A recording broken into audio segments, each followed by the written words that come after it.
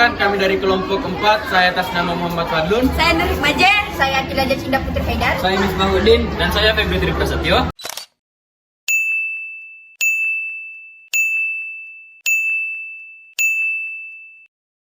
Itulah tadi perkenalan dari kelompok kami. Selamat menyimak materi kami. Teman-teman, apa yang muncul di benak kalian jika mendengar kata akuntansi? Saya Nur Hikmah akan menjelaskan mengenai pengertian akuntansi dari berbagai sumber. Yang pertama, menurut Ikatan Akuntan Indonesia atau IAI.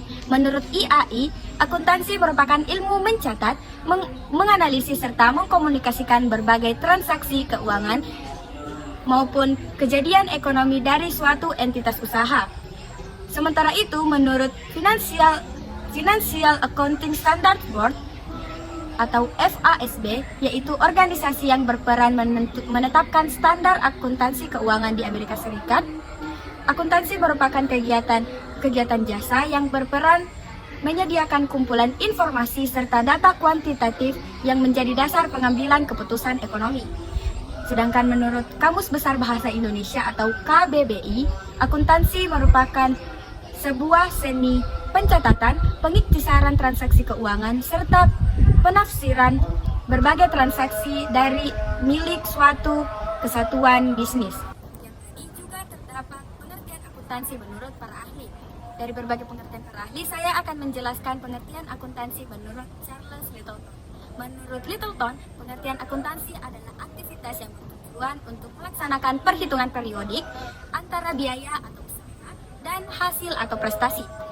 Dari semua pengertian akuntansi di atas dapat disimpulkan bahwa akuntansi adalah suatu sistem atau kegiatan pencatatan, perhitungan, dan penganalisaan yang menghasilkan informasi keuangan kepada pihak yang berkepentingan mengenai aktivitas usaha dan kondisi atau hasil dari suatu perusahaan.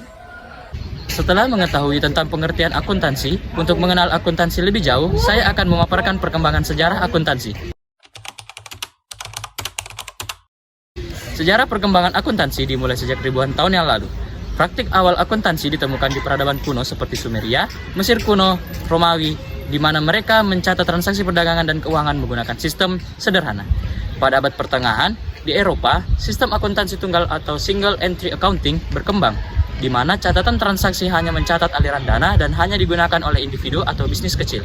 Pada abad ke-15, sistem akuntansi ganda atau double entry accounting diperkenalkan di Italia oleh seorang pedagang bernama Luca Pacioli. Sistem ini memperkenalkan konsep debit dan kredit yang memberikan keseimbangan dalam catatan. Pada abad ke-20, dengan meningkatnya kompleksitas bisnis dan globalisasi, organisasi seperti Financial Accounting Standard Board di Amerika Serikat dan International Accounting Standard Board secara internasional didirikan untuk mengembangkan standar akuntansi yang universal. Sejarah perkembangan akuntansi mencerminkan evolusi kebutuhan dan kompleksitas bisnis dari masa ke masa. Dari sistem tunggal sederhana hingga sistem ganda yang kompleks, akuntansi telah menjadi sarana penting dalam melacak dan menyajikan informasi keuangan yang akurat dan relevan bagi berbagai pihak terkait. Baiklah, materi ketiga yaitu asas-asas akuntansi. Dalam akuntansi, terdapat beberapa konsep dasar yang dikenal sebagai asas-asas akuntansi. Saya akan menjelaskan beberapa macam akuntansi. Yang pertama, asas keteraturan atau konsistensi, mengharuskan entitas untuk menggunakan metode dan kebijakan yang konsisten dari satu periode ke periode berikutnya. Yang kedua, asas kewajaran atau prudence, menuntut sikap kewaspadaan dalam menyajikan informasi keuangan dengan menghindari mengungkapkan keuntungan yang belum pasti, tetapi mengakui kerugian yang potensial. Yang ketiga yaitu asas kelayakan biaya atau cost principle, mengharuskan aset diakui pada harga perolehan atau biaya historis mereka, bukan dari biaya atau nilai pasar saat ini. Yang keempat yaitu asas entitas atau entity concept, menyatakan bahwa entitas harus dipandang sebagai entitas yang terpisah dari pemiliknya. Yang kelima yaitu asas kontinuitas atau going concern concept, yaitu mengasumsikan bahwa entitas beroperasi dalam jangka waktu yang tidak terbatas ke depan. Yang keenam yaitu asas konservatisme atau konservatis, menuntut sikap berhati-hati dalam menghadapi ketidakpastian. Yang ketujuh yaitu asas keberlanjutan nilai mata uang atau monetary unit assumption, yaitu laporan keuangan disajikan dalam satu mata uang tertentu untuk memudahkan perbandingan dan analisis. Yang kedelapan yaitu asas realisasi atau revenue recognition principle, yaitu pendapatan diakui ketika sudah dihasilkan dan secara substansial dapat diukur. Yang kesembilan yaitu asas pengakuan penuh atau full disclosure principle, mengharuskan entitas untuk mengungkapkan semua informasi yang relevan dan material dalam laporan keuangan. Dengan mematuhi asas-asas ini, laporan keuangan dapat disusun secara konsisten, transparan, dan dapat diandalkan, sehingga memberikan informasi yang berguna bagi pengambilan keputusan keuangan. Baik, saya Akila Jacinda Putra Haidar akan memaparkan materi keempat, yaitu kualitas-kualitas informasi yang ada di dalam akuntansi. Apa saja kualitas-kualitas informasi yang ada di dalam akuntansi? Yang pertama ada relevan. Apa itu relevan? Relevan adalah laporan keuangan yang berisi informasi yang mempengaruhi pengambilan keputusan anggota, yang memungkinkan dapat menilai kejadian atau peristiwa yang ada di masa lalu atau saat ini. Bisa juga memprediksi yang ada di masa depan. Yang kedua ada ketepatan waktu. Berjalannya waktu, lalu lintas informasi semakin cepat hingga membuat pihak-pihak tidak boleh ketinggalan informasi. Tergantung dari efisien yang telah dibuat oleh komunikasi tersebut. Yang ketiga ada konsistensi. Yang dimaksud di sini adalah penggunaan prinsip akuntansi yang konsistennya dimulai dari satu periode akuntansi ke periode lainnya dengan tujuan untuk menghasilkan atau menjaga kualitas dalam kegunaan laporan keuangan. Nah, yang keempat ada teruji atau andal. Nah, karakteristik ini bisa dibilang teruji atau andal jika mendapatkan transaksi, sumber daya, serta keuangan perusahaan secara keseluruhan yang memiliki 3 faktor, yaitu yang pertama kelengkapan, yang kedua ada netral, yang ketiga ada bebas dari kesalahan. Yang kelima ada verifikasi. Nah, verifikasi ini melibatkan informasi atau keuangan perusahaan yang menggunakan beberapa sumber yang untuk mendapatkan hasil yang sama. Nah, jika hasilnya sama, maka laporan keuangan akan terverifikasi. Jika hasilnya tidak, maka perusahaan harus mencari letak kesalahan dari laporan keuangan yang telah ia buat. Baik, saya akan memaparkan materi kelima, yaitu pihak-pihak yang membutuhkan informasi akuntansi.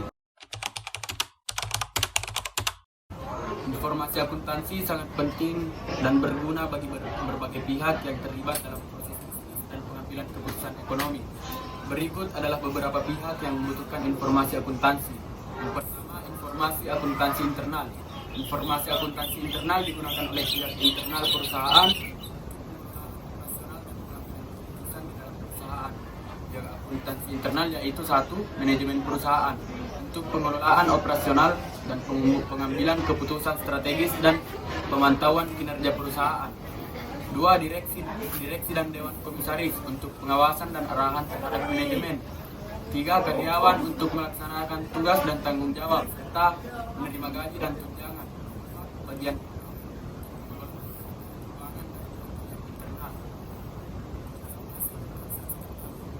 akuntansi eksternal digunakan untuk evaluasi dan pengawasan dan perusahaan di pihak eksternal perusahaan, yaitu 1. Pemilik perusahaan atau pengusaha untuk mengevaluasi keuangan perusahaan dan hasil investasi. 2. Kreditor untuk menilai kelayakan kredit dan menentukan syarat pinjaman. 3. Investor dan analis keuangan untuk menilai kesehatan keuangan perusahaan dan potensi investasi. 4. Pemerintah dan badan regulator untuk tujuan perpajakan, pengawasan, kepatuhan hukum dan regulasi bisnis. 5. Publik dan media untuk memantau kinerja perusahaan dan membuat keputusan pembelian saham. Saya Tassalam Misbahuddin, saya akan membacakan materi ke-6, yaitu bidang-bidang dalam akuntansi. Yang pertama, akuntansi keuangan, financial accounting. Bidang ini berkaitan dengan akuntansi untuk suatu unit ekonomi secara keseluruhan. Bidang ini berhubungan dengan pelaporan keuangan untuk pihak-pihak di luar perusahaan. Kedua, pemeriksaan akuntansi auditing. Kegiatan yang dilakukan dengan auditing adalah pemeriksaan terhadap hasil pencatatan dan laporan keuangan suatu badan, baik perusahaan maupun pemerintah. Ketiga, akuntansi manajemen accounting. Akuntansi manajemen bertujuan untuk memberikan informasi kepada manajemen dalam menjalankan usahanya. 4. Akuntansi biaya, cost cutting. Akuntansi biaya dalam bidang akuntansi yang mencatat dan menghitung serta menganalisis data biaya pada perusahaan industri dalam usaha, menentukan besarnya harga pokok produksi suatu barang atau produk. 5. Akuntansi perpajakan. Perpajakan adalah bidang akuntansi yang menekankan pada masalah pajak yang harus dibayar oleh perusahaan atau perseorangan kepada pemerintah. 6. Peranggaran, budgeting. Peranggaran bidang ini berhubungan dengan penyusunan rencana keuangan mengenai kegiatan perusahaan untuk jangka waktu tertentu di masa datang serta analisis dan pengawasannya. 7. Akuntansi pemerintahan, governmental accounting. Bidang ini mengkhususkan diri dalam pencatatan dan pelaporan transaksi-transaksi di bidang pemerintahan. 8. Sistem akuntansi, accounting system. Sistem akuntansi adalah bidang akuntansi yang melaksanakan kegiatan dengan merancang cara melakukan pencatatan akuntansi supaya aman, efektif, dan efisien mulai dari mengorganisir dokumen, formulir dan menyusun prosedur pencatatannya. Saya akan menjelaskan tentang materi profesi dalam akuntansi. Profesi dalam akuntansi. 1. Akuntan publik. Seorang akuntan publik merupakan orang yang bertugas untuk melayani masyarakat atau dalam lingkup publik. 2. Akuntan pendidik. Akuntan pendidik memiliki kewajiban sebagai pengajar. Biasanya mereka ditempatkan di lembaga-lembaga pendidikan. 3. Akuntan pemerintah. Pekerjaan dari akuntan pemerintah ini yaitu untuk memeriksa dan mengawasi cash flow dari keuangan negara baik dalam lingkup kabupaten, kecamatan, provinsi sampai tingkat negara. 4. Akuntan internal. Akuntan yang bekerja pada perusahaan tertentu dan berstatus sebagai pegawai atau karyawan perusahaan tersebut. Sekian, terima kasih. Nah, materi terakhir adalah etika profesi akuntan yang dikeluarkan oleh IAI atau Ikatan Akuntan Indonesia untuk mengatur perilaku anggotanya dalam menjalankan praktis profesinya dalam masyarakat. Selanjutnya adalah KEPAP atau Kode Etik Profesi Akuntan Publik, adalah aturan etika yang diterapkan oleh anggota Institut Anggota Publik Indonesia atau IAPI. Nah, langkah awal yang dilakukan oleh IAPI adalah dengan menerbitkan atau menetapkan kode etik profesi yang berlaku efektif pada 1 Januari 2020 yang memiliki 5 prinsip, yaitu prinsip integritas, prinsip objektivitas, prinsip kompetensi, prinsip kerahasiaan, dan prinsip perilaku profesional.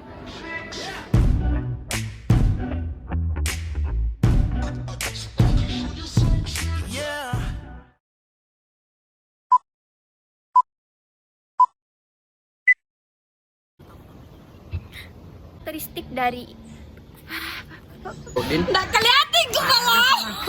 sebagai Catat transaksi.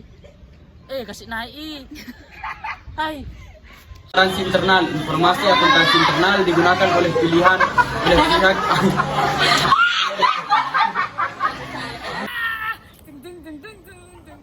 Nah, materi terakhir adalah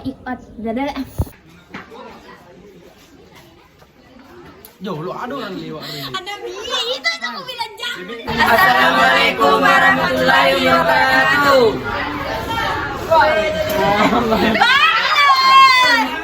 Assalamualaikum warahmatullahi wabarakatuh. Ini perkenalan dari kelompok kami. Selamat menyaksikan. Berarti kan dalam pokoknya makan menyaksikan. Menyaksikan atau menyimak bila mata dari awal tuh menyaksikan atau menyimak. Bisa. Prasetyo. Apa sih? Gue lupain. Kami dari kelompok.